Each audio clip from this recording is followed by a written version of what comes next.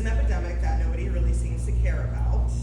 And my name is Amber Viola, and I wrote 72 Hours of Hell, My Time in the VA, about dealing with the wonderful Wilkes-Barre VA hospital and having PTSD and depression anxiety. So it's a few short stories in there. They start and they kind of work their way backwards. I ended up going through what I call the rabbit hole of just sinking into a black hole of PTSD that I didn't know I had. I'm pretty sure everyone else knew, and depression and anxiety. I got out of the hospital, and as soon as I got home, I knew that other people needed to hear this story. I am a graduate of Marywood University. I have my master's in social work. So as a social worker, the way I was treated and the things that I went through were absolutely horrific. And I knew that if I'm going through this and I'm feeling all these things, what is just somebody else who isn't a social worker, who's never dealt with like the mental health industry, how would they deal with this? You know, how would they feel in this situation?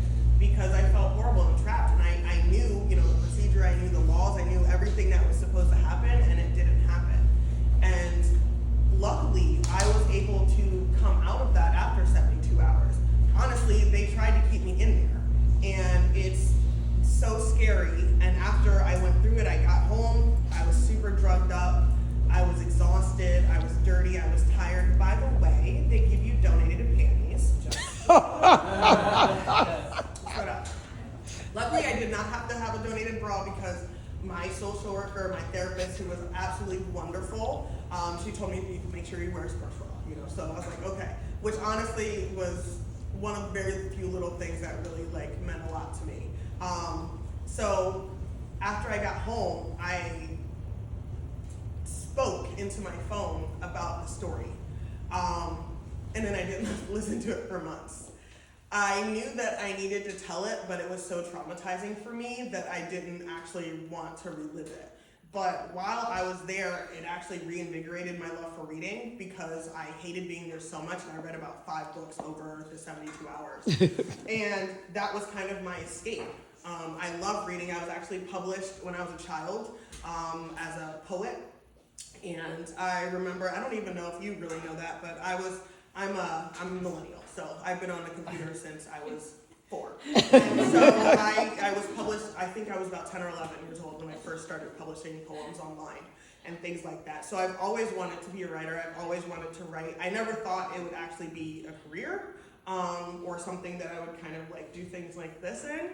But I've always loved books. I do love books. I love books in my hands and things like that. And I really wanted to share this story. And the reason was because if I could help one person not kill themselves, and that's it. I lost a boyfriend that I dated in the Navy to suicide. I've lost about 7 other people that I know in the Navy to suicide since 2010. And it's been absolutely gut-wrenching. And every day I just hear more and more stories about how horrific it is. And so that's why I wanted to be able to share this story with people and help them understand and say, hey, if this veteran who was deployed twice and shoots guns and, you know, is super badass can still like go down that rabbit hole and be stuck and have to like go commit themselves and go through this whole process, then, you know, anybody can. I didn't want it to be super traumatizing, as kind of Jinx was saying. You know, you want to share these stories, but also you just don't want to like trauma dump.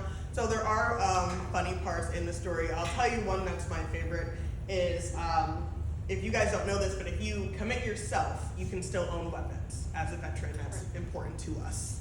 But if they commit you, you cannot. So there was a point in there where they're like, I said, I want to go home because they weren't letting me stay in Wilkes-Barre. They wanted to send me somewhere else, which, by the way, they didn't tell me where they were sending me. And so I was like, nah, I'm good. And, you know, I'm going home. I'm okay. This has been horrible. They're like, you're not going. Now we're trying to call security and stuff. And I started yelling at my badly dressed social worker who had a terrible fitting suit on and horrible shoes. And she was just irritating me so much. And I'm like, if you commit me, you're going to do things that are going to ruin my life. You know, and one of those things, I'm not going to be able to have guns. I realized in my head, I was having a pure Magnum moment. You know, like, But also, Amber, this isn't gonna go well because you're yelling about guns. They're trying to commit you. You're in the hospital in ugly red pajamas. So, but that was kind of just one of the funniest things, and honestly, one of the things that sticks out in my mind is you're trying to advocate for yourself, and it normally turns into you being in more trouble, you know? And I know that a lot of people face that reality, and sometimes you have to kind of just shut up and take it, but it's hard because you want to advocate for yourself, and you want to push, and that's kind of what I was doing until my mom told me to shut up and just do whatever they said. And that was even lucky that I was able to call her, and it was only because of some wonderful nurses that I had at the VA who even were able to help me. I'll tell you another little embarrassing snippet. I have stomach issues. I'm a vet, so I'm 100% disabled, and due to that, I live in a bathroom. So I'm super hungry the whole day. They didn't feed me, and one of the nurses came and she gave me a cupcake, and I was just so happy. Y'all, I ate that cupcake. It went right through my body, and so I'm like, oh my God, okay, I have to leave the bathroom. They have to stand in the bathroom with you. But I tell you, that might have been the worst moment of the whole entire thing. But yeah, so I am currently actually writing 2 books right now. One is about, I was in a cult, so that is kind of a work in progress. And there's another one about domestic violence. I was in an abusive marriage, and so I've been kind of writing back and forth about that. I also host a podcast called Politics But Make It Fashion, which I love fashion, I love politics. Actually, I know a lot of you know Emily Singh, who was running for Luzerne County Council. Woo! I got to interview her. That's the last episode of the podcast, so make sure you please check that out. I have my books for sale. I still have 2 months left for sale, so they're $10. You will be supporting me and my mini by purchasing these things. And I want to thank Lori so much for having me here, and also Jake, thank you for this opportunity. Any questions? So this is more of a comment, but I just wanted to say that what you said about trying to advocate for yourself towards the end of your hold, that really did strike a chord with me, because I also admitted myself back in 2020 during the pandemic. I admitted myself, and what happened was that they decided to keep me for about 8 days, and luckily my mother decided to take on power of attorney over me, and that's the only way I was able to get out. But towards the end of my stay, there was a new patient who was very creepy towards me, and so we had a bathroom where I honestly blanked out most of it, but there was there was somebody who came up to me as we were eating dinner, and he was a new patient, and he made some kind of comment towards me about, oh, so can I take a shower with women? It was like something really weird about that, and I hadn't been on my meds. Part of the reason I went there was to be weaned off of my meds because I had a really bad reaction towards weed, which I'm now sober from over the past year now. But what happened was that I was having a really bad reaction to being taken off of my medication because they had put me on Goose Bar before.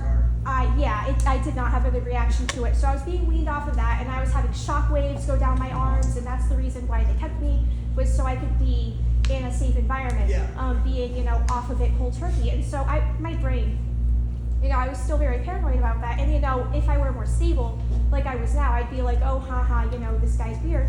But I got very paranoid, and it got to the point where I'm running to my room.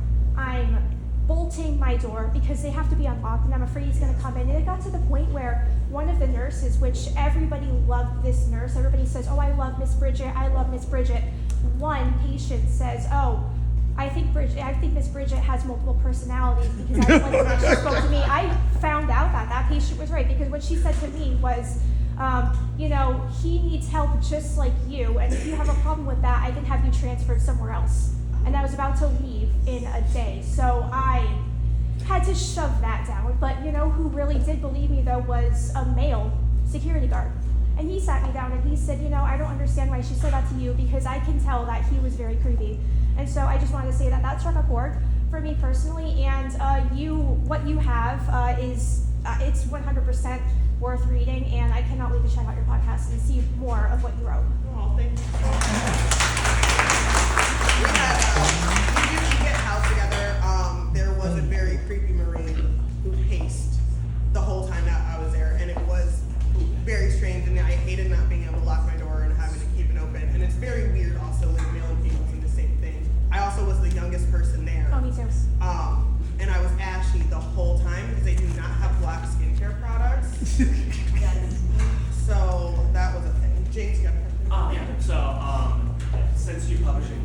have you faced any backlash?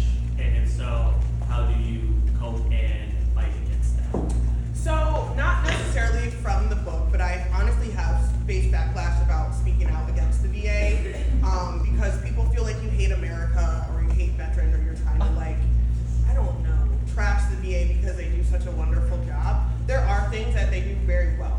Wilkes-Barre has a women's clinic that a lot of other VAs don't have, which is very nice because it caters to women. You can walk in and everything is safe. There's no men in there and everything like that. But a lot of things is they don't do.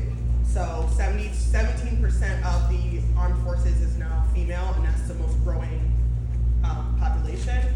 So I try to speak out about these things, and honestly, sometimes it is taken very strange, and people really do get angry about it because instead of seeing kind of the whole picture, they only hear the negative things that I'm saying. But it's the same way that you criticize things that you love, you know, because you want to fix it and you know that it could be better, and so you're pushing it to be better. But honestly, at the end of the day, I don't care. They can come for me because if anything ever happens to me, or if I ever end up put my body on the steps of the Wilkes-Barre VA. Is there any other questions? Well, thank you. All right, thank you so much.